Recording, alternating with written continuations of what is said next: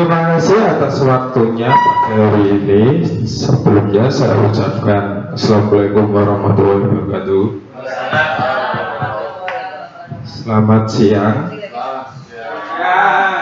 Pada kesempatan siang ini saya akan berbagi tentang apa yang telah saya dapatkan ketika pembelajaran di LMS untuk guru penggerak dari materi 1 sampai materi 4. Sebelumnya saya ucapkan terima kasih karena sudah mengikuti ini semua. Terus langsung saja pada siang hari ini tadi, dari apa yang saya dapatkan dari pembelajaran dari 1.1 sampai 1.4 ini, saya sebagai calon guru penggerak disuruh untuk membuat aksi nyata mengenai diseminasi aksi nyata pada modul 1.4 untuk budaya positif. Saya sendiri yaitu Supartoyo, CGP Angkatan 9 Kabupaten Grobogan. Langsung saja. Latar belakang pembuatan aksi nyata budaya positif ini yaitu budaya positif merupakan perwujudan dari nilai-nilai atau keyakinan universal yang diterapkan di sekolah. Budaya positif diawali dengan perbuatan paradigma tentang teori kontrol. Selama ini barangkali kita sebagai guru merasa berkewajiban mengontrol perilaku siswa agar memiliki perilaku sesuai yang guru harapkan. Tidak jarang hukuman atau reward merupakan pilihan yang tepat untuk membentuk karakter positif bagi siswa. Namun perlu kita pahami bersama bahwa itu merupakan cara yang kurang tepat karena hal itu membuat kesadaran intrinsik atau dalam artinya dari diri sendiri peserta didik tidak akan muncul sampai kapanpun. Makanya gini, kalau kita memberikan hukuman atau reward itu hanya akan merubah secara tidak selamanya, hanya sesaat itu saja, dalam artian seperti itu. Maka berangkat dari pemahaman ini, saya ingin membagikan pola pikir baru tentang cara mewujudkan nilai-nilai kebajikan universal yang dapat membangun karakter positif bagi peserta didik. Terus ini tujuan dari budaya positif itu sendiri tadi mengimplementasikan pemahaman terkait budaya positif yang dapat membantu murid belajar dengan aman dan nyaman sesuai filosofi KHD Ki Hajar Dewantara. Tidak hanya itu, kita akan mendapat kesempatan untuk membagikan pemahaman dan pengalaman kepada guru-guru di sekitar Anda. Selanjutnya, tolak ukur dari budaya positif itu tadi, kalau ini saya hanya membuat 2, yaitu yang pertama terbentuknya keyakinan kelas, yaitu itu tadi, setiap kita di awal pembelajaran kalau bisa kita harus membuat keyakinan kelas untuk sesama kita dengan murid kita sendiri. Dalam artian keyakinan kelas itu dibuat nanti agar siswa itu tahu, oh kita keyakinan kelas kita ini. Misalkan contohnya, kalau datang terlambat konsekuensinya apa, kalau tidak mengikuti pembelajaran apa. Itu tadi sudah kita dengan siswa harus membuat keyakinan kelas di awal pembelajaran agar tahu nanti konsekuensi yang harus dihadapi. Ya, terbentuknya keyakinan kelas melalui kegiatan kesepakatan kelas yang dilakukan wali kelas dan siswa. Tadi bisa wali kelas dengan siswa atau guru mata pelajaran atau guru pengampu dengan siswanya. Yang kedua, siswa mampu menerapkan dan menjalankan keyakinan kelas yang telah dibuat. Yaitu tadi, keyakinan kelas yang dibuat di awal tadi kita sampaikan ke siswa dengan misalnya 1, 2, 3, 4 setuju semua. Kalau setuju berarti nanti tanda tangan atau apa, ini ada persetujuan antara guru dengan siswanya atau wali kelas dengan siswanya, agar nanti ketika itu kalau anak melakukan kesalahan kita sampaikan, oh keyakinan kelas apa yang telah Anda atau yang keyakinan kelas apa yang telah kamu tidak sepakati atau telah kamu abaikan. Terus selanjutnya konsep inti budaya positif. Konsep inti budaya positifnya yaitu yang pertama perubahan paradigma belajar, yang kedua disiplin positif, terus ada nilai-nilai perubahan, selanjutnya ada kebutuhan dasar manusia, terus ada juga motivasi perilaku manusia, terus selanjutnya ada posisi kontrol, terus ada keyakinan kelas, yang terakhir adalah segitiga restitusi. Yang pertama, pembelajaran dengan paradigma baru, yaitu tadi pembelajaran paradigma baru atau kurikulum merdeka merupakan pembelajaran berorientasi pada penguatan kompetensi dan pengembangan karakter yang sesuai dengan dimensi profil pelajar Pancasila. Profil pelajar Pancasila yaitu setelah kita ketahui sendiri itu ada beriman bertakwa kepada Tuhan Yang Maha Esa, berakhlak mulia, berkebinekaan global, bergotong royong, terus kreatif, bernalar kritis, terus ada mandiri. Itu adalah yang ingin kita harapkan atau kita capai terhadap peserta didik kita nantinya. Terus selanjutnya ada miskonsepsi tentang teori kontrol, yaitu ilusi guru mengontrol murid. Pada dasarnya kita tidak dapat memaksakan murid untuk berbuat sesuatu jika murid tersebut memilih untuk tidak melakukannya. Dalam artian kita tidak bisa memaksa murid secara langsung. Terus walaupun tampaknya kita sedang mengontrol perilaku murid tersebut, hal ini karena murid tersebut sedang mengizinkan dirinya dikontrol. Saat itu berbentuk kontrol guru menjadi kebutuhan dasar yang dipilih murid tersebut. Teori kontrol menyatakan bahwa semua perilaku memiliki tujuan, bahkan terhadap perilaku yang tidak disukainya. Terus selanjutnya ada ilusi bahwa semua penguatan positif, efektif dan bermanfaat, penguatan positif atau bujukan adalah bentuk kontrol. Segala usaha untuk mempengaruhi murid agar mengulangi suatu perilaku tertentu adalah suatu usaha mengontrol murid tersebut dalam jangka waktu tertentu. Kemungkinan murid tersebut akan menyadari dan mencoba untuk menolak bujukan kita, atau bisa jadi murid tersebut menjadi tergantung pada pendapat sang guru untuk berusaha. Terus yang ketiga ada ilusi bahwa kritik dan membuat orang merasa bersalah dapat menguatkan karakter. Menggunakan kritik dan rasa bersalah untuk mengontrol murid menuju pada identitas gagal. Mereka belajar untuk merasa buruk tentang diri mereka. Mereka mengembangkan dialog diri yang negatif. Kadang kala sulit bagi guru untuk mengidentifikasikan bahwa mereka melakukan perilaku itu, karena seringkali guru cukup menggunakan suara halus untuk menyampaikan pesan negatif. Terus yang keempat ada ilusi bahwa orang dewasa memiliki hak untuk memaksa. Banyak orang dewasa yang merasa bahwa mereka memiliki tanggung jawab untuk membuat murid-murid berbuat hal tertentu. Apapun yang dilakukan dapat diterima selama ada sebuah kemajuan berdasarkan sebuah pengukuran kinerja.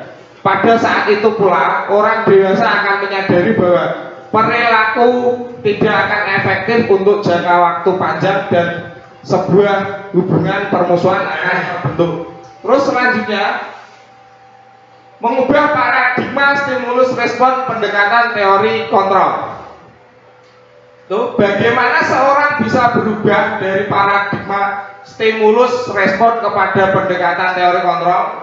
Menurut Stephen R. Covey, Principle Center Leadership pada tahun 1991 mengatakan bahwa bila kita ingin membuat kemajuan perlahan, sedikit demi sedikit ubahlah sikap atau perilaku Anda.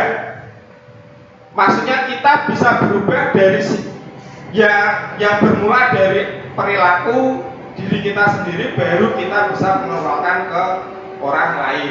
Terus namun bila kita ingin memperbaiki cara-cara utama kita, maka kita perlu mengubah kerangka acuan kita. Ubahlah bagaimana Anda melihat dunia, bagaimana Anda melihat berpikir tentang manusia. Ubahlah paradigma Anda, skema pemahaman dan penjelasan aspek-aspek tertentu tentang realitas. Contohnya itu mengubah paradigma stimulus respon pendekatan teori kontrol. Salah satu contohnya stimulus respon tentang dunia. Realitasnya kebutuhan kita sama. Terus teori kontrol tentang dunia, realitasnya kebutuhan kita berbeda. Terus ada juga semua orang melihat hal yang sama. Teorinya yaitu setiap orang memiliki gambaran yang berbeda. Berarti antara stimulus dan teorinya itu akan berbeda atau bisa juga berlawanan. Contohnya kita mau coba mengubah orang agar berpandangan sama dengan kita, tapi teorinya kita berusaha memahami pandangan orang lain tentang dunia. Terus stimulusnya perilaku buruk dilihat sebagai suatu kesalahan. Teorinya semua perilaku memiliki tujuan. Terus orang lain bisa mengontrol saya. Teorinya hanya Anda yang bisa mengontrol diri Anda. Terus stimulusnya saya bisa mengontrol orang lain. Teorinya Anda tidak bisa mengontrol orang lain. Terus stimulusnya lagi pemaksaan Anda pada saat bujukan gagal. Teorinya kolaborasi dan konsensus menciptakan pilihan-pilihan baru. Terus model berpikir menang atau kalah. Teorinya model berpikir menang dan menang. Tidak ada kata kalah. Terus di sini ada disiplin positif. Yaitu disiplin positif adalah suatu pendekatan untuk menerapkan disiplin dari dalam diri anak tanpa hukuman dan hadiah. Berarti secara tidak langsung kita mendisiplinkan anak itu jangan ada hukuman dan jangan ada hadiah.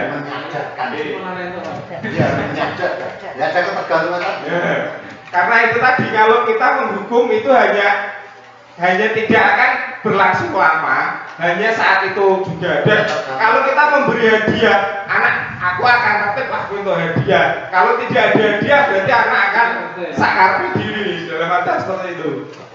Disiplin positif perlu diterapkan baik dalam lingkungan keluarga maupun lingkungan sekolah. Dengan menerapkan disiplin positif, diharapkan tindak kekerasan dapat dihindari. Pendekatan disiplin positif bukan mengenai anak atau peserta didik secara langsung, melainkan bagaimana cara orang dewasa memberikan dampak dan pengaruh positif kepada anak atau peserta didiknya. Pendekatan disiplin positif menitik beratkan pendekatan yang positif tanpa kekerasan, motivasi, merefleksi kesalahan, menghargai, membangun logika dan bersifat jangka panjang. Seperti tadi, hukuman dan hadiah itu hanya sifatnya sementara. Sedangkan kalau menggunakan disiplin positif itu tadi nanti akan bersifatnya jangka panjang, mempunyai sifat itu jangka panjang. Terus, apakah makna disiplin? Berasal dari bahasa Latin yaitu disiplina. Pengertiannya belajar. Makna asal dari kata disiplin ini berkonotasi dengan disiplin diri dari murid-murid Sokrates dan Plato. Disiplin diri membuat orang mengenali potensinya menuju sebuah tujuan, apa yang dia hargai. Namun dalam budaya kita, maka kita disiplin telah berubah menjadi sesuatu yang dilakukan seseorang pada orang lain untuk mendapatkan kepatuhan. Kecenderungan umum adalah menghubungkan kata disiplin dengan ketidaknyamanan, bukan dengan apa yang kita hargai atau mencapai suatu tujuan. Mulai disiplin, banyak orang yang memaknai sebagai sesuatu yang dilakukan seseorang pada orang lain untuk mendapatkan kepatuhan dan memiliki kecenderungan ketidaknyamanan serta sering dihubungkan dengan tata tertib yang terkait dengan sanksi dan hubungan bagi yang melanggarnya. Terus tujuan dari disiplin positif adalah menanamkan motivasi pada murid-murid kita untuk menjadi orang yang mereka inginkan dan menghargai diri sendiri dengan nilai-nilai yang mereka percaya. Terus selanjutnya ada nilai-nilai kebajikan, nilai yang disepakati bersama lepas dari suku, bangsa, agama, bahasa maupun latar belakang yang berbeda. Contoh nilai kebajikan untuk institusi atau organisasi itu, contohnya itu yang pertama ada pelajar Pancasila, yaitu tadi beriman bertakwa kepada Tuhan dan Yang Maha Esa dan berakhlak mulia, terus berkebinekaan global, bergotong royong, mandiri, bernalar kritis dan kreatif. Terus yang kedua ada Primary Years Program (PYP). Primary Years Program adalah program yang diperuntukkan bagi anak berusia 3 sampai 12 tahun. Program ini akan memberikan pelajaran pada siswa yang terdiri dari 6 subjek, yaitu bahasa, studi dalam hal sosial, matematika, seni, sains, dan karakter individu, sosial, dan edukasi fisik atau olahraga. Terus ada selanjutnya ada keterampilan hidup atau life skill, yaitu kemampuan untuk beradaptasi dan berperilaku positif yang memungkinkan manusia menghadapi tuntutan dan tantangan hidup secara efektif. Kemampuan komunikasi, memecahkan masalah, berkolaborasi, terus mengambil keputusan, berempati, manajemen stres, berpikir kreatif, dapat dipercaya, kooperatif, fleksibilitas, dan berpikir kritis. Terus selanjutnya kebutuhan dasar manusia. Nah, di sini nanti kebutuhan dasar manusia merupakan unsur-unsur yang dibutuhkan oleh manusia dalam mempertahankan keseimbangan fisiologis maupun psikologisnya yang bertujuan untuk mempertahankan kehidupan dan kesehatannya. Di sini ada 5, 1, 2, 3, 4, 5 kebutuhan dasar manusia. Yang paling tinggi yaitu aktualisasi diri. Terus yang kedua ada penghargaan, yang ketiga ada kasih sayang, terus yang keempat ada rasa aman, yang terakhir ada kebutuhan fisiologi. Selanjutnya ada motivasi perilaku manusia. Itu untuk menghindari ketidaknyamanan atau hukuman. Yang pertama itu tadi, ini adalah tingkat terendah dari motivasi perilaku manusia. Biasanya orang yang memotivasi perilakunya untuk menghindari hukuman atau ketidaknyamanan akan bertanya, apa yang akan terjadi apabila saya tidak melakukannya. Seharusnya mereka sedang menghindari permasalahan yang mungkin muncul dan berpengaruh pada mereka secara fisik, psikologis maupun tidak terpenuhnya kebutuhan mereka. Bila mereka tidak melakukan tindakan tersebut, motivasi ini bersifat eksternal. Terus yang kedua, untuk mendapatkan imbalan atau penghargaan dari orang lain. Satu tingkat di atas motivasi yang pertama. Di sini orang berperilaku untuk mendapatkan imbalan atau penghargaan dari orang lain. Orang dengan motivasi ini akan bertanya, apa yang akan saya dapatkan apabila saya melakukannya? Mereka melakukan sebuah tindakan untuk mendapatkan pujian dari orang lain. Menurut mereka penting dan mereka letakkan dalam dunia berkualitas mereka. Mereka juga melakukan sesuatu untuk mendapatkan hadiah, pengakuan atau imbalan. Motivasi ini juga bersifat eksternal. Terus yang ketiga ada untuk menjadi orang yang mereka inginkan dan menghargai diri sendiri dengan nilai-nilai yang mereka percaya. Orang dengan motivasi ini akan bertanya, akan menjadi orang yang seperti apabila saya melakukannya, mereka melakukan sesuatu karena nilai-nilai yang mereka yakini dan hargai, dan mereka melakukannya karena mereka ingin menjadi orang yang melakukan nilai-nilai yang mereka yakini tersebut. Ini adalah motivasi yang akan membuat seseorang memiliki disiplin positif, karena motivasi perilakunya bersifat internal bukan eksternal. Terus yang ini yaitu tentang hukuman, konsekuensi, dan restitusi. Dalam menjalankan peraturan atau keyakinan kelas atau sekolah, bila ada suatu pelanggaran, tentunya sesuatu harus terjadi. Untuk itu kita perlu meninjau ulang tindakan. Penegakan peraturan atau keyakinan kelas atau sekolah kita selama ini, tindakan terhadap suatu pelanggaran pada umumnya berbentuk hukuman atau konsekuensi. Dalam modul ini akan diperkenalkan program disiplin positif yang dinamakan restitusi. Restitusi adalah proses menciptakan kondisi bagi murid untuk memperbaiki kesalahan mereka, sehingga mereka bisa kembali pada kelompok mereka dengan karakter yang lebih kuat. Itu menurut Gosen pada 2004. Terus restitusi juga merupakan proses kolaboratif yang mengajarkan murid untuk mencari solusi untuk masalah mereka dan membantu murid berpikir tentang cara seperti apa yang mereka inginkan dan bagaimana mereka harus memperlakukan orang lain. Itu menurut Charles Gosen pada 1996.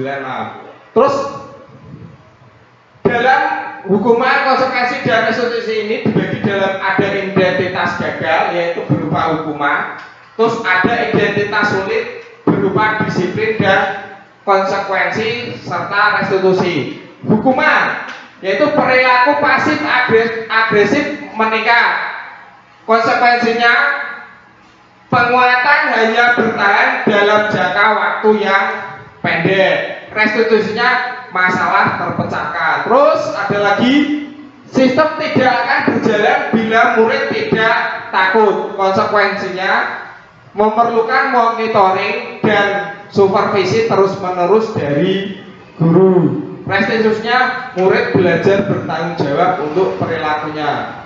Terus ada lagi hukuman yaitu berlaku hanya pada sebuah identitas, tidak berlanjut pada kehidupan nyata. Konsekuensinya membantu proses mengikuti peraturan dalam masyarakat. Restitusinya fokus pada pemecahan masalah dalam jangka waktu panjang.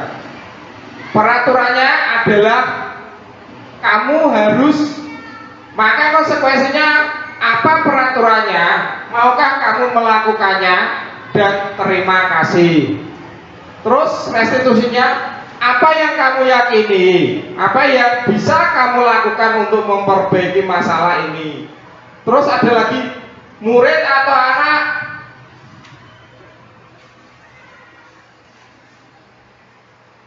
tidak menaati peraturan, konsekuensinya murid akan menghormati peraturan. Restitusinya murid akan menghormati diri dan orang lain. Dan terus ada lagi negatif, terus netral, serta positif. Negatifnya adalah awas kalau dilakukan lagi, ya nanti awas kamu, itu adalah negatifnya. Untuk netralnya, lakukan apa yang saya katakan. Positifnya, apakah hal ini yang sesungguhnya ingin kamu lakukan? Maksudnya di sini tadi ada, kita tidak boleh secara langsung dalam artian menggunakan kata-kata yang seperti mengancam ya. Awas kalau dilakukan lagi ya nanti awas kamu. Terus tidak dirubah jadi netral atau biasa saja atau bebas dalam artian lakukan apa yang saya katakan. Terus positifnya itu tadi dirubah kata-katanya menjadi seperti apakah hal ini yang sesungguhnya ingin kamu lakukan, seperti itu. Terus ada mode paksaan, ada stimulus respon, dan teori kontrolnya. Mode paksaannya yaitu mendorong menyalahkan diri. Terus stimulus responnya mendorong kepatuhan. Teori kontrolnya mendorong disiplin positif. Terus ada konsep diri buruk, berarti stimulus responnya konsep diri baik. Terus teori kontrolnya konsep diri kuat. Terus ada lagi murid atau anak belajar menyembunyikan kesalahan. Stimulus responnya murid atau anak belajar taat peraturan. Terus restitusinya murid atau anak belajar memecahkan masalah. Yang terakhir, mencoba mengontrol anak dengan penguatan negatif. Terus stimulusnya mencoba mengontrol anak dengan penguatan positif. Terus teori kontrolnya, anak paham bahwa dirinya sendiri yang pegang kendali kontrol terhadap dirinya. Terus selanjutnya ada 5 posisi kontrol, yaitu yang pertama posisi menghukum. Guru yang berperan sebagai penghukum akan menggunakan hukuman untuk mengontrol perilaku murid. Hukuman yang diberikan dapat berupa hukuman fisik maupun verbal. Yang kedua ada posisi kontrol pembuat merasa bersalah, yaitu guru yang berperan sebagai pembuat merasa bersalah akan membuat muridnya merasa bersalah atas kesalahannya. Guru dapat melakukan hal ini dengan memberikan nasihat atau dengan membuat murid merenungkan kesalahannya. Yang ketiga ada posisi kontrol teman. Guru yang berperan sebagai teman akan memperlakukan murid seperti teman sebaya. Guru akan berusaha untuk dekat dengan murid dan memahami masalah yang mereka hadapi. Yang keempat ada posisi kontrol pemantau. Guru yang berperan sebagai pemantau akan memantau perilaku murid dan memberikan arahan jika diperlukan. Guru akan berusaha untuk memastikan bahwa mengikuti aturan dan norma yang berlaku di sekolah. Dan yang terakhir yaitu ada guru posisi kontrol manajer. Guru yang berperan sebagai manajer akan mengelola kelas dengan cara yang efektif dan efisien. Guru akan menciptakan lingkungan belajar yang kondusif dan memotivasi untuk belajar. Itu tadi dari 5 posisi kontrol yang ada di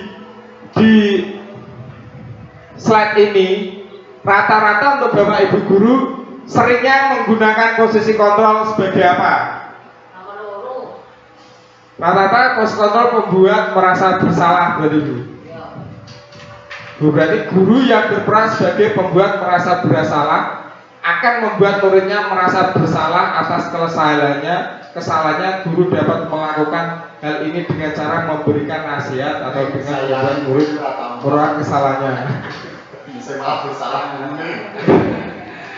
Nah itu gimana itu kalau seperti itu ketika kita guru sudah membuat keyakinan kelas katakanlah, tapi ternyata keyakinan kelas yang sudah kita buat kesepakatan dengan siswa kita ternyata tidak dapat terlaksana dengan baik, malah melonjak istilahnya, siswanya malah keyakinan kelasnya minta ini minta itu. Terus gimana untuk lebih biar keyakinan kelas yang sudah kita buat mata pelajaran mereka. Nah itu tadi Pak, berarti kan kita harus bisa memosisikan diri dalam, maaf kalau bisa kan, kalau dalam pembelajaran yang saya diterima di LMS dari 1 sampai 4 ketika pembelajaran, kita seharusnya itu sebagai posisi kontrolnya sebagai manajer Pak. Tapi terkadang kita kan tidak, sebagai guru kita juga punya kesabaran. Tidak, kesabarannya kadang sudah hilang. Lihat murid dengan seperti itu, apalagi ya maksudnya gini, kita kan di posisi murid di SMA. Saya potong Pak, jadi kalau yang namanya sabar tidak akan kalau hilang berarti nggak sabar. Kesabarannya itu ada batasnya.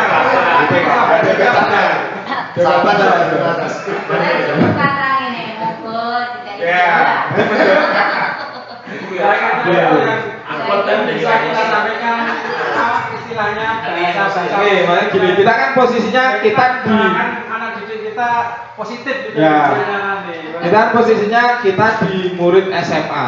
Murid SMA biasanya kita untuk mengontrol mereka itu juga sangat, makanya kan tadi ada teori kontrol ya. Sedangkan kita itu sebaiknya, kalau menurut yang pembelajaran kemarin yang harusnya kita itu sebagai posisi manajer itu guru berperan sebagai manajer yang akan mengelola kelas dengan cara yang efektif dan efisien. Guru akan menciptakan lingkungan belajar yang kondusif dan memotivasi murid untuk belajar. Terkadang kita sudah melakukan itu semua, tapi terkadang juga kita tidak sadar sudah melakukan itu. Artinya kadang kita taunya nek murid Misalkan bolos, saya besok dihukum. Padahal itu tadi menghukum itu tidak akan memberikan efek jangka panjang, hanya memberikan efek sementara itu saja. Berarti murid wedi dihukum, padahal berpialah. Terus kita lanjut. Contoh 5, nah ini sebagai contoh tadi. Contoh 5 penerapan posisi kontrol dulu kasusnya. Contoh kasusnya itu pada saat upacara ada siswa yang tidak memakai atribut lengkap. Terus untuk yang pertama itu guru menyuruh hormat pada bendera selama 1 jam. Itu kan berarti termasuk kita menghukum. Terus ya itu tadi berarti kamu harus hormat, kamu harus mengelilingi lapangan. Itu termasuk menghukum. Terus berapa kali bapak ibu harus memberitahukan ke kamu sudah mengecewakan bapak ibu. Berarti kita membuat dia merasa bersalah karena kamu telah mengecewakan bapak. Terus dia akan berpikir oh iya gitu. Terus selanjutnya itu ada sebagai teman, contohnya ayo dong ikut aturan sekolah, tolong bapak atau ibu ya sekali ini saja ya, sudah tidak apa-apa, lain kali jangan melakukan hal itu lagi ya. Seperti kita kayak mengajak teman kita, ayo wes toh besok yang tertib ya gitu. Itu kan sebagai teman, kadang kita seringnya sebagai teman Pak, juga sering itu Pak. Terus ya, terus ada juga posisi kontrol sebagai pemantau, contohnya itu tadi kamu sudah melanggar peraturan sekolah dan kamu tahu konsekuensinya. Setelah upacara selesai kamu harus beli atribut di koperasi dan jangan kamu ulangi lagi, yaitu kita sebagai pemantau. Terus yang terakhir ada posisi kontrol guru sebagai manajer tadi. Apa kamu tahu akan kesalahan kita, menanyakan kesalahannya apa. Pertama kita tanyakan dulu kesalahannya apa, terus kira-kira kita meminta dia untuk mempertanggungjawabkannya. Kira-kira bagaimana kamu akan memperbaiki kesalahannya, yaitu itu tadi ditanya sih, kamu salahmu apa? Saat tidak bawa atribut, nah, terus kamu akan melakukan apa untuk memperbaiki kesalahan tersebut? Mungkin murid itu juga akan berpikir, oh ya Bu, besok atau hari ini saya akan membeli atribut dan memakainya dan memasangnya. Seperti itu. Berarti kita mengontrolnya sebagai manajer. Terus ini ada sebuah contoh posisi kontrol. Apakah saya kecewa sekali dengan kamu, berarti kita membuat saya kecewa sekali dengan kamu, berarti membuat dia merasa bersalah. Terus yang kedua ada posisi kontrol. Apakah ke kamu tidak pernah benar melakukannya, berarti kita sedang posisi menghukum. Kamu tidak pernah benar melakukannya kan langsung kita ceploskan. Oh, ini sering jadi masalah ngomong. Terus ada lagi, apa rencana kamu untuk menyesali masalah ini? Berarti kita posisinya sebagai manajer karena mencari solusi atas apa yang kesalahannya yang telah diperbuat anak tersebut. Terus ada lagi posisi kontrol makro. Ayolah lakukan demi bapak dan ibu. Terus sebagai teman seperti kita mengajak ayo. Terus. Terus Tapi harus hati panas sih kalau. Ya, kadang gitu Pak. Sudah emosi dulu dengan sikap dan terus yang berikutnya, kamu tidak akan pernah mendapatkan nilai jika tidak pernah mengerjakan tugas bapak ibu. Nah itu kan kita sebagai pemantau. Kadang untuk siswa yang mungkin sering banget, kita kan sering juga mengucapkan bagi rabangan untuk nilai, nak bagi ratau mangkat. Kamu itu sebagai Pak Bun merangkul makan rokok sebagai nilai. Terus selanjutnya keyakinan kelas. Yaitu mengapa keyakinan kelas? Mengapa keyakinan kelas? Mengapa bukan peraturan kelas? Mengapa kita perlu memiliki keyakinan kelas daripada hanya mengandalkan peraturan kelas? Pertanyaan ini mengarah pada pemahaman yang lebih dalam tentang bagaimana menciptakan lingkungan kelas yang positif. Perilaku yang terjadi di dalam kelas memiliki dampak besar terhadap atmosfer dan budaya yang berkembang di dalam kelasnya. Maka dari itu di dalam kelas perlu dibentuk dan ditanamkan nilai-nilai kebajikan universal dan berbudaya positif. Sehingga apa? Nah, kalau keyakinan kan tadi Bu, kita tujuankan itu sekarang sebelum peraturan kelas itu sekarang kita keyakinan kelas. Kalau kita bahwa keyakinan itu tadi kan diyakini semua, termasuk semua gurunya dan termasuk murid di kelas itu. Jadi itu tadi kan kalau sebagai manajer misalkan murid ada yang melanggar, peraturan itu menekan. Nah, Tapi kalau keyakinan wajib menyadarkan. ya meyakinkan akan dari hati nurani akan Kalau aturan itu kan memaksa, Bu. Tapi kalau aturan memaksa apa kesepakatan keyakinan kelas mau Kesepakatan itu juga masih memaksa Bu. ya terus keyakinan kelas itu menyadarkan diri. Ya kan keyakinan kelas tadi. Meyakinkan kan ujung-ujung. Meyakinkan kan ujung-ujung. ya. maksudnya kan beda kalau persamaan. Kalau peraturan tadi, kalau peraturan berarti kan harus, kalau keyakinan berarti setiap apa yang dibuat itu kan berdasarkan keyakinan tadi siswa-siswa itu tadi, dan itu menyadarkan diri anak itu tersebut. Lebih kepada kesadaran daripada pemaksaan. Karena untuk siswa kita kan masih banyak yang belum Wah, yakin. ya. Makanya kalau dalam pembelajaran ini kan kita disuruh di tahap awal pembelajaran kalau bisa semua guru dan dalam artian semua guru nanti harus memiliki visi misi di kelas tersebut untuk itu bisa menciptakan suasana saling memiliki gitu loh. Terus habis itu kita harus menciptakan keyakinan kelas itu agar semua murid yakin, dan kalau itu tadi kalau saat ada yang melanggar kita ditugaskan untuk sebagai manajer tadi. Tidak sebagai penghukum atau sebagai Bisa ya sebagai manajer. Berarti titik puncaknya kita Ke manajer. juga sebagai manajer di Ya, dalam kelas betul. untuk Ya. membuat keyakinan kelas Ya, bahwa mengkondisikan siswa biar- kita yakin kelasnya akan lebih baik. Ya, intinya tujuannya itu. Terus ini loh Pak, jadi kita itu sebagai guru itu juga mencari sistem atau metode yang bocah yang sak double ini nak kita tak kalah kita nasihat itu so nangis loh. Cari metode. Itu perlu kita undang teman-teman yang memang sebenarnya kita sudah punya masalah kita Itu aja bahasa mungkin sekali-sekali Mungkin gini Pak, tadi bicara masalah sabar tadi.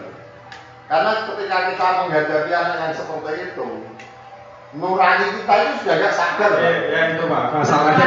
Mencurahkan sebuah kata-katanya untuk halus, sehingga untuk menyentuh pasangannya. Ibaratnya sudah terpancing emosinya, kon alus kon awas. Ya, Wih, makanya dikandung boleh-boleh. kayak begitu. Cara menentukannya kayak itu tadi. Ya, Padahal- ropot, eh. so nangis. Padahal kita kan cuma kalau sebagai manajer kan ditanyakan, ini salahmu apa? Kan seperti itu secara harusnya itu. Terus saya lanjut lagi, keyakinan kelas memiliki peran yang lebih kuat dalam memotivasi perilaku positif. Ini karena keyakinan kelas didasarkan pada nilai-nilai universal seperti keselamatan dan kesehatan yang diakui secara luas oleh semua orang tanpa memandang latar belakang budaya, agama, dan bahasa. Keyakinan ini lebih dari sekedar aturan. Keyakinan ini adalah prinsip yang memadu tindakan secara intrinsik. Murid-murid cenderung lebih termotivasi untuk melakukan sesuai dengan keyakinannya itu. Nah, itu tadi maksudnya Bu. Kenapa tidak peraturan? Kenapa harus keyakinan? Itu tadi. Murid-murid akan kan itu tadi membuat motivasi dengan keyakinan yang telah dia buat bersama tadi. Karena mereka merasa terhubung secara pribadi dan keyakinan meyakini nilai-nilai tersebut. Pembentukan keyakinan kelas juga berbeda dengan peraturan kelas. Keyakinan kelas lebih abstrak dan bersifat universal, berarti kan menyeluruh universal. Keyakinan kelas berbentuk pernyataan positif yang mencerminkan nilai-nilai kebajikan yang diinginkan oleh seluruh kelas. Selain itu, keyakinan kelas sebaiknya tidak terlalu banyak agar mudah diingat dan dipahami oleh semua anggota kelas. Keyakinan ini harus relevan dengan lingkungan kelas sehingga dapat diterapkan dalam kehidupan sehari-hari dan sehari-hari di dalam kelas. Itu tadi yang dimaksud dengan keyakinan kelas. Selanjutnya, pembentukan keyakinan kelas. 1. Keyakinan kelas hendaklah bersifat abstrak. Yang kedua, keyakinan kelas dituliskan berupa pernyataan-pernyataan universal. Tadi pernyataan berarti apa? Anak, misalnya kita buat keyakinan kelas, berarti anak disuruh untuk mengeluarkan keyakinan apa yang ingin kamu usulkan atau kamu berikan kepada Bapak Ibu misalkan di awal pembelajaran. Terus yang ketiga, pernyataan keyakinan kelas senantiasa dibuat dalam bentuk positif. Atau apa Pak? Itu setiap guru kan bidangnya kan macam-macam. Iya, Pak. Kan beda. Jadi sebelum pembelajaran dimulai, itu guru menyampaikan atau memberikan kertas untuk membuat semacam keyakinan kelas sesuai bidang Bapak Ibu guru yang diambil. Jadi ketika anak ini nanti sudah menulis, kok itu nanti dilanggar, itu kan juga hampir sama aturan, cuman ini sebuah keyakinan, itu nanti bisa ditakdir dari situ.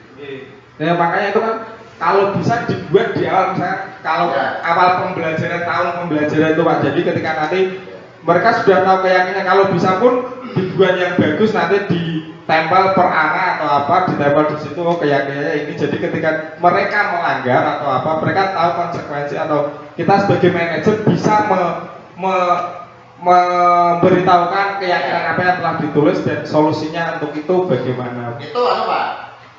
Itu yang secara universal, itu yang secara menyeluruh. Keyakinan secara menyeluruh setiap kelas itu bisa nanti diambilkan apa keyakinan anak yang ditulis di kertas itu yang terbanyak. Jadi misalnya apa punya keyakinan kalau Asmaul Husna sebagai awal pembelajaran ini bisa diterapkan misalnya, atau ini bisa menjadikan satu kebaikan. Itu kok yang menulis sekian itu banyak siswa. Misalnya saya kok saya nulis ke Om Suida, saya kok saya nulis ke Om misalnya. Nah ini bisa dicantumkan ya secara aturannya aturan umum. Jadi setiap kelas harus misalnya begitu. Tapi kita menggajinya tetap dari kelas, dari siswa. Dari siswa dari per kelas dulu. Terus yang keempat, ada keyakinan kelas sebenarnya tidak terlalu banyak sehingga mudah diingat. Yang kelima, diingat dan dipahami oleh semua warga kelas. Yang keyakinan kelas sebenarnya sesuatu yang dapat diterapkan di lingkungannya. Berarti keyakinan itu nanti kan harus diterapkan juga di lingkungan. Itu baik kalau bisa itu baik di rumah ataupun di sekolah. Jadi mereka akan terbiasa dengan itu. Maksudnya gini, kalau sesuatu yang positif sudah tertanam di dirinya mulai dari rumah, maka di sekolah pun akan terjadi hal yang positif juga. Itu yang keenam, semua warga kelas sebenarnya ikut berkontribusi dalam pembuatan keyakinan kelas lewat kegiatan curah pendapat. Berarti secara tidak langsung kita bisa murid ditanya keluh kesahnya atau apa, nanti kita bisa buat keyakinan kelas bersama dan bersedia meninjau kembali keyakinan kelas dari waktu ke waktu. Dalam artian keyakinan kelas yang sudah dibuat itu misalkan tidak berjalan dengan baik atau apa, kita tinjau, kita perbaiki lagi bersama dengan siswa tersebut. Selanjutnya, tujuan pembentukan keyakinan kelas yaitu mengenalkan keyakinan kelas kepada peserta didik. Yang kedua, menyusun keyakinan kelas bersama peserta didiknya. Yang ketiga, membiasakan penerapan keyakinan kelas untuk menumbuhkan self disiplin pada peserta didik. Terus ada segitiga restitusi. Segitiga restitusi adalah proses menciptakan kondisi bagi murid untuk memperbaiki kesalahan mereka, sehingga mereka bisa kembali pada kelompok mereka dengan karakter yang lebih kuat. Itu menurut dosen 2004 dalam LMS Guru Penggerak Modul 1.3 Budaya Positif pada 2021. Segitiga restitusi itu ada 3, yaitu menstabilkan identitas, menyatakan keyakinan, validasi terhadap tindakan yang salah.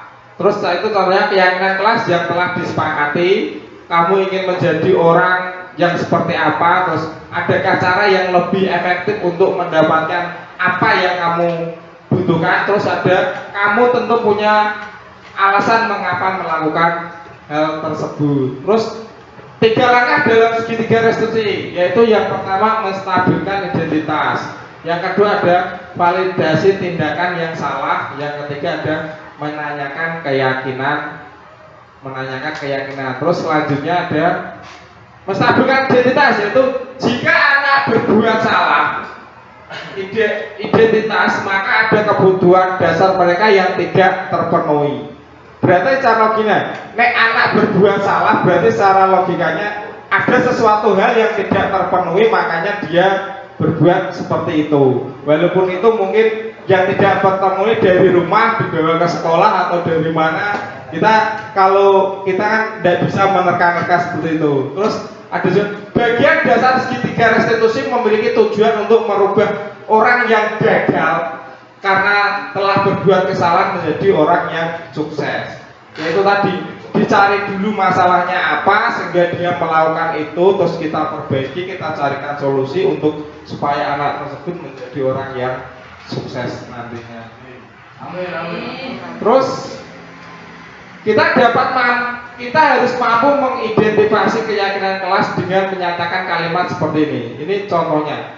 Tidak ada manusia yang sempurna. Contoh karena dia tadi kan merasa gagal, ada sesuatu yang gagal dan ada sesuatu yang tidak terpenuhi, maka tidak ada manusia yang sempurna. Saya juga pernah melakukan kesalahan seperti itu. Ketika seseorang dalam kondisi emosional, maka otak tidak akan berpikir rasional. Saat inilah kita menstabilkan identitas anak. Anak kita bantu untuk tenang dan mencari solusi untuk menyelesaikan permasalahan. Terus validasi tindakan yang salah. Tadi kita harus memahami tindakan yang kebutuhan dasar yang mendasari tindakan anak salah berbuat kesalahan. Menurut teori kontrol, semua tindakan manusia baik atau buruk pasti memiliki maksud atau tujuan tertentu. Ketika kita menolak anak yang berbuat salah, dia akan tetap dalam masalah. Yang diperlukan adalah kita memahami alasan melakukan hal tersebut hingga anak merasa dipahami. Selanjutnya, yaitu menanyakan keyakinan kelas. Teori kontrol menanyakan keyakinan bahwa kita pada dasarnya termotivasi secara internal. Ketika langkah 1 dan langkah 2 sukses dilakukan, maka anak akan siap untuk dihubungkan dengan nilai-nilai yang dia percaya dan berpindah menjadi orang yang dia inginkan. Itulah tadi dari restitusi atau menanyakan keyakinan tadi seperti ini. Terus menanyakan keyakinan yang selanjutnya, penting menanyakan keyakinan anak tentang kehidupan yang dia inginkan. Ketika mereka sudah menemukan gambar masa depan, guru dan bantu untuk tetap fokus pada gambarnya. Berarti secara garis besar atau secara menurut ini kita harus menanyakan keyakinan anak tentang kedepannya bagaimana, atau tujuan, harapan, atau keinginan yang dia ingin capai ke depannya nanti lah. Sebagai kita sebagai guru yaitu membantu memberikan solusi atau mengarahkan agar tetap fokus pada tujuan anak tersebut. Kesimpulannya yaitu melalui segitiga restitusi kita dapat mewujudkan mereka menjadi murid yang merdeka. Mereka mampu menyelesaikan masalah dengan motivasi internal dan bertanggung jawab terhadap pilihannya. Berarti kan ketika anak sudah memilih A, mereka harus mempertanggungjawabkan pilihannya dan harus menanggung resiko dengan apa yang telah dia pilih tersebut. Terus terima kasih. Itu tadi. Kepada Kalang Guru Pembina Bapak Supardi. Supartoyo SPD. Terima kasih atas waktunya hari ini. Maaf apabila paparan saya ada yang kurang sesuai atau bahasa atau tata bahasanya kurang pas, saya mohon maaf. Untuk hari ini saya ucapkan terima kasih. Wassalamualaikum warahmatullahi wabarakatuh. Waalaikumsalam.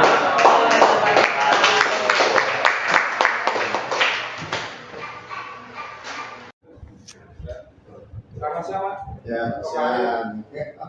Minta maaf dari waktunya sebentar. Saya dari kemarin CGP dari Sekolah Engineering Niki atas nama Supartoyo, CGP Angkatan 9. Kemarin sudah melakukan presentasi untuk diseminasi budaya positif. Ya, Niki untuk hari ini saya meminta pendapat dengan bagaimana soal presentasi saya dan bagaimana tanggapan teman-teman. Terima kasih. Ya, terima kasih Bapak Supartoyo. Kemarin yang telah melaksanakan kegiatan apa itu diseminasi budaya itu, kemudian sebagai apresiasi saya pribadi sangat bagus dan itu bisa memberikan semacam wawasan kami untuk melangkah ke depannya. Apa yang disampaikan Bapak Supartoyo juga menginspirasi sekaligus juga memberi masukan yang sangat baik kepada teman-teman guru kami. Semuanya itu nanti semoga akan bisa dilaksanakan, bisa diamalkan di dalam sekolah SMA Islam Karangbayu. Karena apa? Karena memang budaya yang semacam apa yang Bapak Supartoyo sampaikan itu sangat bagus sekali. Apalagi melihat fenomena anak remaja yang sekarang perkembangannya jauh dari tujuan-tujuan. Seakan-akan banyak peserta didik itu kalau sudah meninggalkan rumah sampai di sekolah ketemu teman cukup kan ini. Sehingga tidak kurang terkoordinir di dalam dia untuk menggapai sebuah harapan atau cita-cita. Demikian pula Bapak Ibu guru yang dengan adanya banyak metode dan macamnya itu kan juga mungkin ada sebagian guru ini yang ada kebingungan. Artinya kebingungan kemarin IKM seperti itu, kemudian terus ada ini, kemudian ada pembaharuan lagi dari guru penggerak itu sendiri seperti Bapak Supartoyo yang lakukan. Itu sangat membantu kepada peserta didik kita, kepada Bapak guru kita, kepada Bapak Ibu guru kita di dalam menyampaikan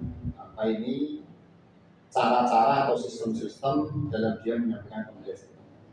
Demikian, dan itu kami harapkan nanti Bapak Supartoyo juga menampung dan menerima atau bisa merespon dari teman-teman guru itu yang mungkin mengajukan hal-hal yang kurang atau yang tidak bisa dilakukan atau kurang bisa dipahami sehingga sulit untuk diterapkan kepada peserta didik. Kira-kira begitu Mas Supartoyo. Nanti langkah-langkah berikutnya ada monggo nanti gimana gitu. Jadi tidak hanya sekali itu dalam Bapak Supartoyo menyampaikan sistem-sistem yang seperti apa di dalam ketentuan yang ada itu. Cuman kami harapkan nanti ada tindak lanjut. Kalau Bapak terima kasih atas waktunya, saya ucapkan terima kasih. Ya, sama-sama. Lanjut terus, Biswan. Ya, Pak.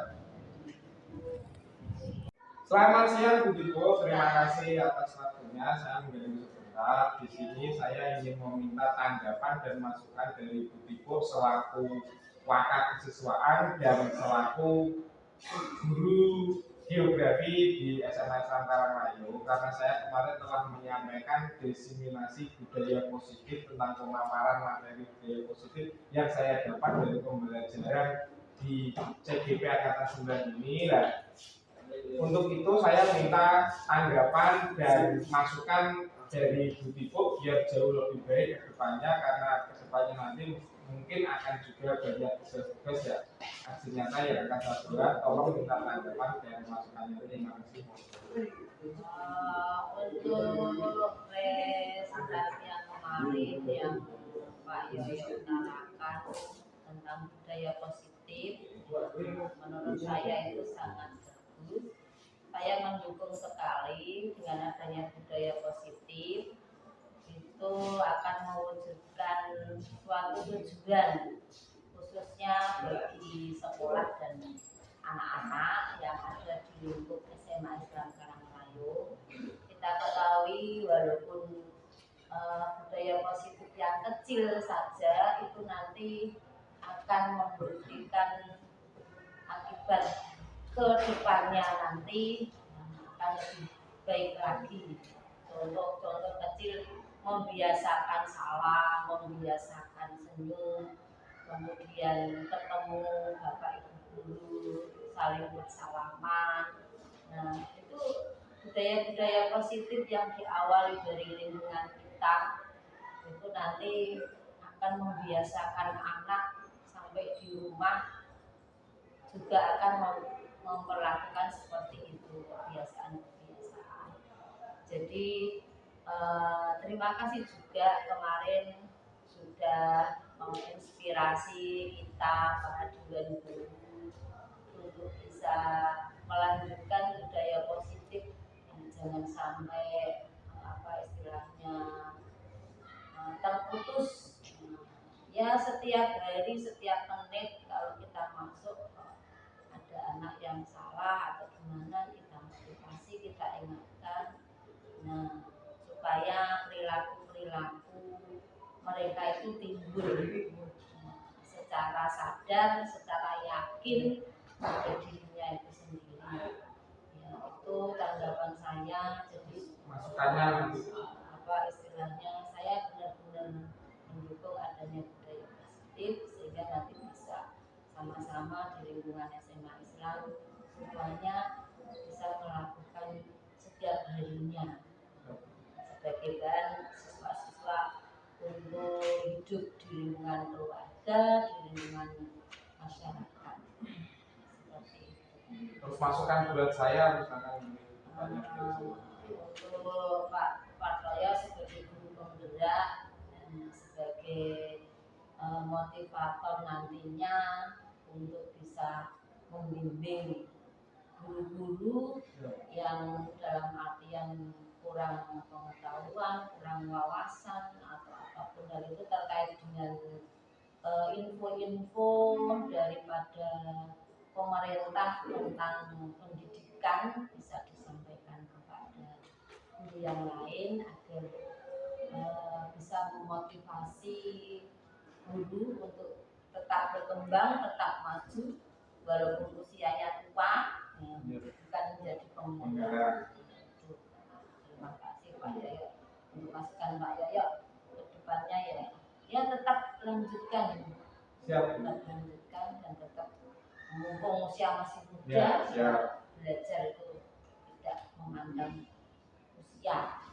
Terima kasih atas waktunya. Saya berterima kasih untuk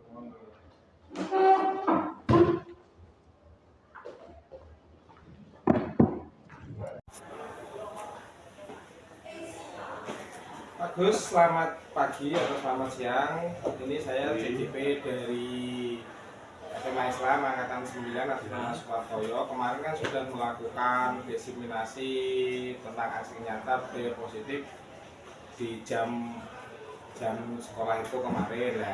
Ini sebagai tugas saya ingin sebagai umpan balik atau masukan buat saya ingin mempertanyakan menurut jenengan atau menurut Bapak Agus gimana soal presentasi, bagaimana hasil presentasi saya dan kalau kekurangan dan kelebihannya apa, tolong diberi masukan dan umpan balik supaya kedepannya bisa jauh lebih baik lagi. Terima kasih. Ya, terima kasih Pak Yo atas pertanyaan yang telah disampaikan kepada saya. Untuk distribusi kemarin yang saya lihat secara garis besar itu sangat bagus Pak Yo. Cuman ada kekurangan sedikit yaitu mengenai kadang kita sebagai guru yang belum mengenal mengenai kurikulum merdeka. Kadang kita pengertian dari diskriminasi itu sendiri pun kita masih rancu atau belum begitu paham mengenai pengertian diskriminasi tersebut. Kemarin jika Pak Yo sedikit menjelaskan mengenai diskriminasi itu sendiri, diskriminasi itu sendiri ya. Tapi kita secara garis besar belum memahami sistem yang ada dalam pembelajaran diskriminasi. Kalau masuk kemarin gini Pak, kemarin itu diskriminasi dalam artian saya menyampaikan materi yang sudah diberikan dalam bentuk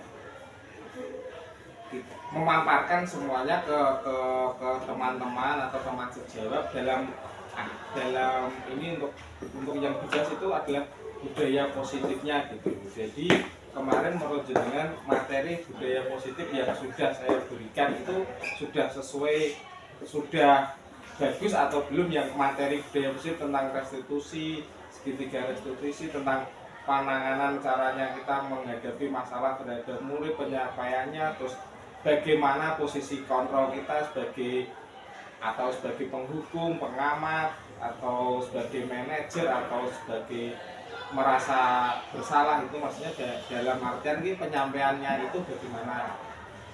Secara garis besar penyampaiannya sudah cukup bagus. Dari apa yang disampaikan Pak Yoyo, kami sedikit mengerti mengenai langkah-langkah dalam melaksanakan pembelajaran. Itu Pak. Kita berarti masukan buat saya biar nanti kalau ada kegiatan seperti ini jauh lebih baik misalkan soal materinya atau soal penyampaiannya atau soal apa, biar jadi untuk menjadi lebih baiknya ke depannya bagaimana?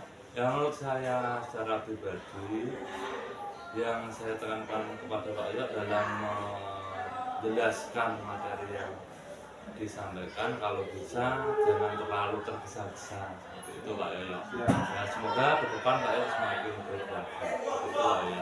Terima kasih Pak Gus atas waktunya. Sama-sama.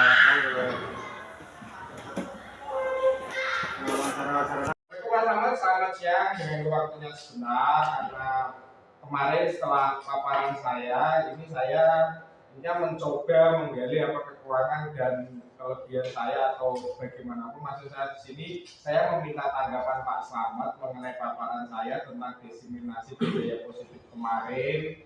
Itu menurut jenengan apakah sudah sesuai atau ada misalkan ada kekurangan dan kelemahannya, tolong disampaikan saya agar saya jauh lebih baik, karena ini nanti kedepannya akan banyak lagi aksi-aksi yang akan saya lakukan dalam artian untuk pendidikan guru penggerak ini. Nah, tolong ini masukan yang baik buat saya agar saya bisa jauh dan belajar lagi muncul lebih baik. Terima kasih. Waalaikumsalam warahmatullahi wabarakatuh.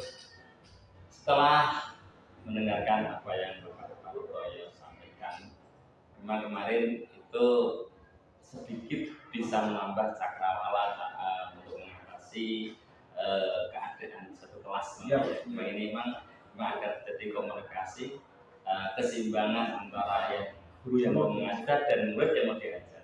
Nah, tanpa dua ini dengan baik, akan tidak nyambung.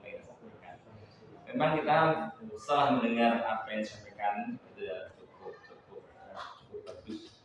Maka ini saya juga sebagai wali ini juga sempat berpikir untuk memberikan solusi yang dihadapi oleh anak saat ini khususnya kelas saya sendiri. Ini mengingat kelas saya sendiri itu yang menurut dulu itu sebelumnya agak baik, sekarang agak terlalu jelek. Ini suatu membuka pikiran saya, mungkin dicoba dengan apa ini kemarin ada peraturan kelas dengan keyakinan mungkin yang perlu dicoba. Ini sudah bagus, baik, dan ini akan semua akan menjadi saling sinkron antara guru yang mengajar, tidak hanya mengajar tapi siswa juga aktif di dalam bisa apa yang disampaikan dari guru. Memang ini saya menyambut baik dengan ini seperti ini, dan juga saya bisa praktekkan di kelas saya. Ini tidak ada peraturan tapi keyakinan, benar gampang bersatu, gampang untuk menjadikan lebih dekat antara wali siswa, wali guru kelas dengan ini akan tidak merasa terbebani, tapi menjadi suatu oh ya saya begini ya seperti itu. Oke, itu jangan besarkan. Terus masukan jenengan buat saya Pak. Masukan saya itu ya sudah bagus, tapi ya mungkin lebih di adalah penyampaiannya mungkin agak lebih ya mungkin sedikit. Kemarin kan melihat apa yang penyampaian Pak Panto itu kan kayak membaca sebenarnya ini mungkin perlu apa biar lebih enjoy gitu.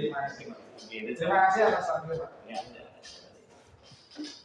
Selamat siang Pak Biung, terima kasih atas waktunya menjadi sebentar. Ini kemarin kan saya sudah memberi atau menyampaikan diseminasi tentang budaya positif di sekolah kita, materi dari kegiatan aksi nyata LOJGP Angkatan 9 ini. Ya, dari hal itu, untuk hari ini saya ingin menanyakan tanggapan dan masukan Pak Biung untuk saya agar nanti ke depannya saya dalam menyampaikan materi dan saya dalam memberikan materi atau memberi penjelasan tentang kegiatan apapun itu biar jadi jauh lebih baik dari hari ini. Tolong beri masukan dan tanggapannya. Terima kasih. Ya, untuk poin pertama bukan memberi masukan karena Pak Ayo lebih istilah pengalamannya lebih dari saya hanya memberi tanggapan yang sudah saya serap dari paparan Pak Yoyo kemarin tentang budaya positif dalam pendidikan. Hal ini sangat sinkron dengan saya karena saya juga dari seni sastra dan budaya tentunya itu sangat cukup membantu dan cukup menginspirasi saya dalam pengaplikasian ke kelas terhadap siswa-siswa yang kita ajar bersama. Apalagi sekarang istilahnya kan lebih ke perubahan. Kalau kita tidak mengikuti kan ya malah nanti pintar mengerti. Jadi pemaparan Pak Ayo kemarin kan bagaimana kita bisa menyikapi perubahan dinamika di pendidikan yang sekarang jauh berbeda di zaman kita SD atau SMA bahkan atau zaman kuliah itu sangat berbeda. Ya cocok lah untuk mengikuti organisasi. Mungkin ya dari individu setiap guru juga sudah mempunyai cara tersendiri, tapi adanya pemaparan dari Pak Yoyo ini, pengalaman saya ini ya cukup membantu bagi kami karena masalah itu kan setiap jam, setiap kelas, setiap hari, setiap waktu itu ada aja masalah. Entah masalah ya tadi urban tentang perkembangan di dunia pendidikan sekarang. Di pemaparan Pak Yoyo banyak sekali terobosan yang bisa kami serap. Apalagi saya satu arah kan ada budayanya, bagaimana urban tetap jalan tapi budaya juga tetap terjaga seperti itu. Terus satu lagi masukan dalam masukan biar saya untuk kedepannya bisa jauh lebih baik lagi bagaimana? Ya untuk Pak tersendiri bukan berarti kita berbagi Pak ya.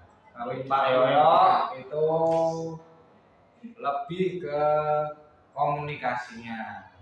Ya, untuk komunikasi ke setiap guru harus berbeda-beda.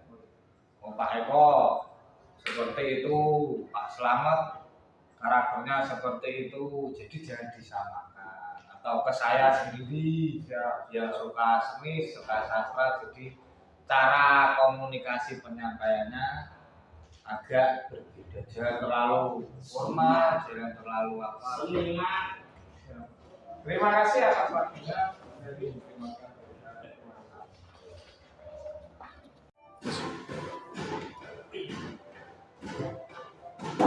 Selamat pagi Pak Eko. Pagi Pak Ayo. Terima kasih atas waktunya. Di kesempatan hari ini saya akan meminta tanggapan dan masukan atau umpan balik mengenai presentasi saya tentang diseminasi kemarin 1.4 tugas CGP saya yaitu aksi nyata tentang budaya positif. Dari kemarin yang saya tanyakan dengan menurut jenengan itu presentasi saya bagaimana, terus kekurangannya apa, terus misalkan kalau ada yang menurut jenengan kurang tepat tolong diberi masukan biar saya nanti kedepannya lebih baik lagi. Terima kasih Pak Yo untuk kegiatannya kemarin sudah bagus sekali, penjelasannya sudah menurut saya sudah cukup jelas, sudah luar biasa. Nantinya saya akan mempraktekkan apa yang sudah Pak Yoyo berikan materi kemarin agar materi itu bisa terlaksana di Indonesia Islam. Terus menurut jenengan misalkan kekurangan dalam penyampaian atau kemarin waktu saya menyampaikan penyampaian apa? Kekurangannya mungkin kemarin tidak ada contoh tayangan video di mana video yang menayangkan contoh-contoh dari apa tadi materinya? Budaya positif. Apabila ditayangkan videonya mungkin lebih enak, lebih memahami dan lebih jelas. Seperti itu. Terima kasih atas waktunya. Sama-sama.